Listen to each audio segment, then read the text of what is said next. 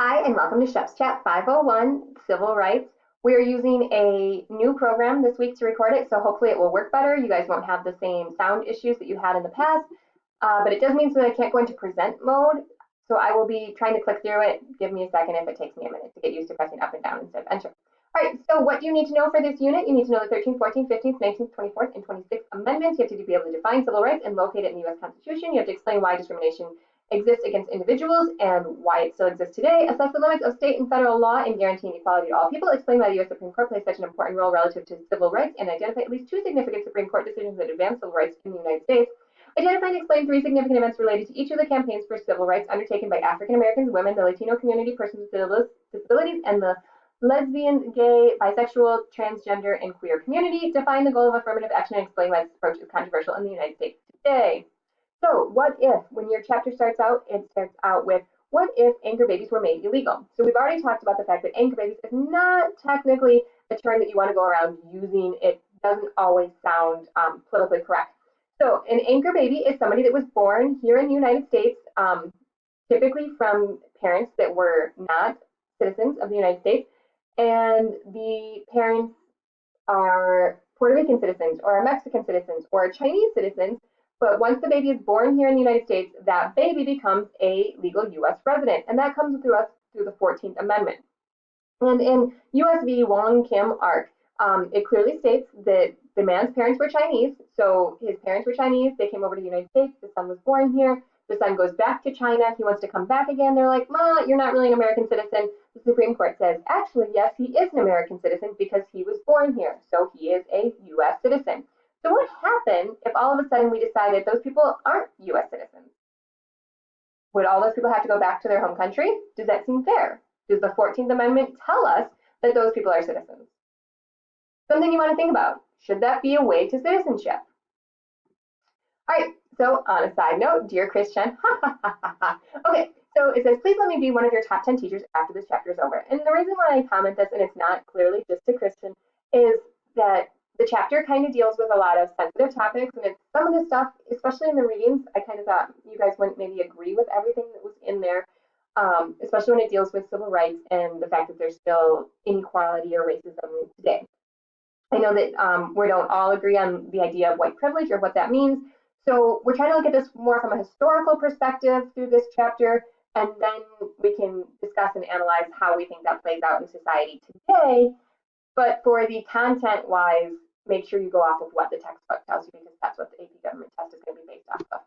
All right, so all men are created equal, except the men who are not white, or the men who have a wolf in front of them, get it, haha, women, or the men who did not own property. So when the Declaration of Independence is written, all men are created equal was legitimately just white land owning men. Did not include their wives, did not include their slaves, did not include anybody except for pretty much white wealthy men. So all men are created equal is a concept that the United States is very proud of. However, it has not always been a reality for the majority of the people here in the United States. So, the civil rights issue. Civil rights means equal protection under the law. Civil liberties are limitations on government. They specify what the government cannot do. Civil rights, on the other hand, specifies what the government must do to ensure equal protection and freedom from discrimination. So when we talked about it, we said civil liberties, that's like your protection from the government. Civil rights is your protection from other people. So in the case of civil rights, it's what is the government supposed to be doing to help you protect yourself from those that are hindering your liberties or your rights. All right, so we're going to start with ethnicity and civil rights. So we go from African Americans to the Chicano movement, but from the beginning, we kind of concentrate on civil rights being an African American issue. So liberty and slavery, opposite as heaven and hell, are both in the Constitution. So it's this idea that from the time of our founding fathers, we've had this disconnect between all men are created equal and not treating everyone equally. Abraham Lincoln, during the heat of the Civil War, says all men are created equal, well, except for the Negroes.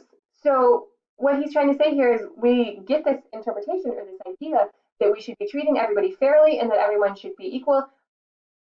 But historically, Negroes weren't even looked at as people. According to a Supreme Court case decision, which you guys are going to be learning about in a few seconds here, they are legitimately property. They are not people. So all men are created equal except Negroes was because, well, men that were Negroes really weren't people.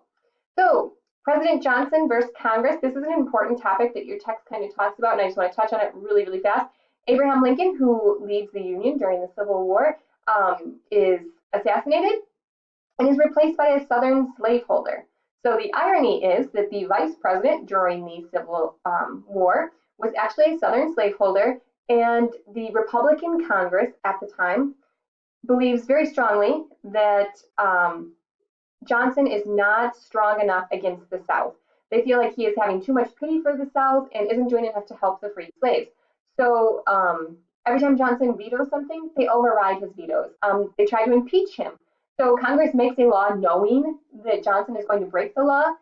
When he does, they impeach him, and he is just barely found not guilty and gets to keep his office. But he and Congress do not get along. And part of that relationship is based on the fact that after the Civil War, the Republican-controlled Congress felt very, very strongly that the South needed to be punished, that the North needed to step in, handle all the issues, and that they should punish the South. Andrew Johnson took a more liberal view of it at the time, whereas we don't need to punish them so much, we need to help them rebuild, and Congress said, not so much.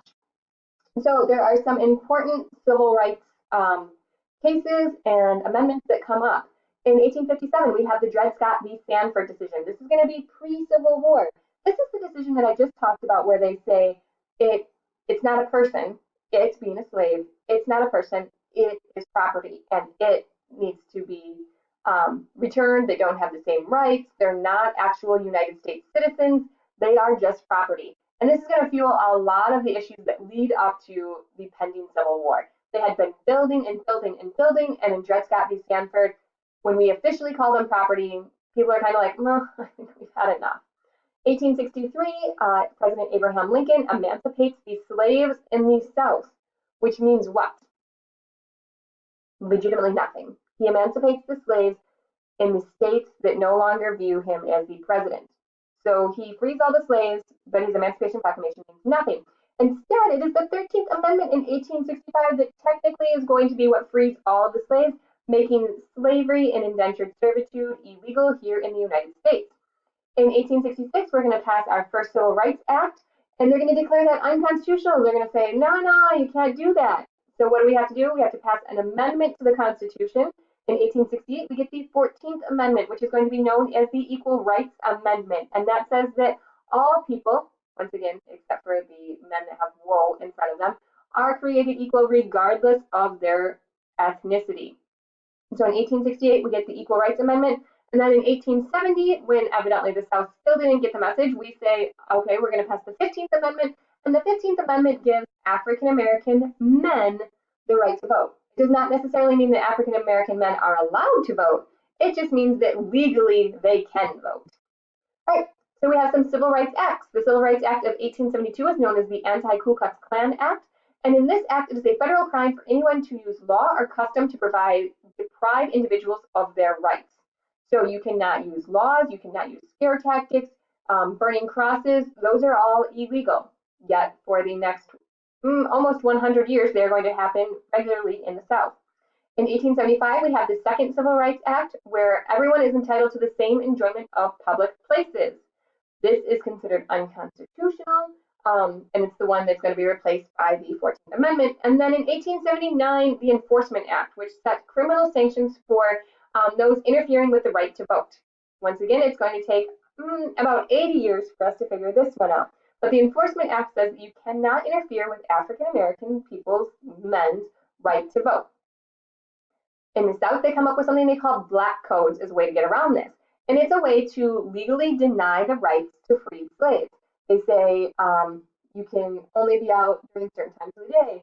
You can't own this much property. You can only vote if your grandfather voted. They come up with all these different ways to try to cheat the system.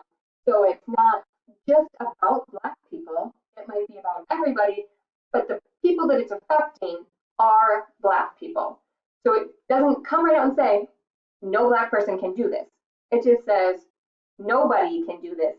But most of the time it's in reference to a Black person or a way to circumvent their rights that they should be afforded thanks to the 13th, 14th, and 15th Amendments. Right, so So in Plessy v. Ferguson, we are going to get the separate but equal doctrine, and it is a man who is 1/8 African American, so he probably just looked like he had a nice tan going on, and he's told to move to the black train car as opposed to the white train car. And in Plessy v. Ferguson, the Supreme Court ruled that segregation alone does not violate the Constitution. Separation does not imply the inferiority of one race over the other. So as long as they are both afforded the same privileges, so they both have a train car, it doesn't mean that one's going to be worse than the other. If you look at the facts of said train cars, you would be able to tell that one train car was substantially nicer than another train car. The Supreme Court doesn't look at it that way. They say that's just the way it happens to be. That is an example of historic racism. That's something that it would be really difficult to get away with today, right? That's not a type of overt racism that we are going to see in most settings in today's society. All right, so there are some ways that they tried to get African Americans not voting. Number one, they started having white primaries, which aren't outlawed until 1944. So they have a primary setting up the election, and only white people would be able to vote in the primaries. The African Americans could vote in the federal elections or in the formal elections, but they could not vote in the white primaries. They would set up a grandfather clause. Your grandpa had to vote before 1867. Well, your grandpa in 1867 was a slave if you were an African American, so clearly your grandpa had not been voting. They set up poll taxes where you have to pay to vote. That is going to be outlawed by the 24th Amendment. They have literacy tests that test your intelligence before you vote, which you guys might say that's a good thing, that's okay to do, as long as it would have been used fairly. It was not used fairly. There were different tests for different ethnicities. And then they had other laws that we talked about, like the curfews, the inability to own a weapon, those types of things. They just kind of got in the way of voting. So on election day, they would have a curfew where African American men had to be in their homes by 4 o'clock. Well, that meant that they wouldn't be able to all vote. They had to go to work. So they're just setting up as many ways as possible to try to limit their voting abilities. So the NAACP, the National Association for Advancement of Colored People, is established, and two important white men, Du Bois and Villard, helped set this up. And so they say, okay, so we have to have separate but equal, right? We have the Supreme Court case that says separate but equal is okay. Plessy v. Ferguson tells us that you have to have one of each. In Plessy v. Ferguson, it was a train car. The NAACP says, well, let's start finding things that are more expensive. So they say, all right, we want a law school. So you have a white law school. We want an African American law school. The response is, okay, well, we'll integrate those because, well, we're not going to let any African Americans in anyways, but we will integrate the law schools.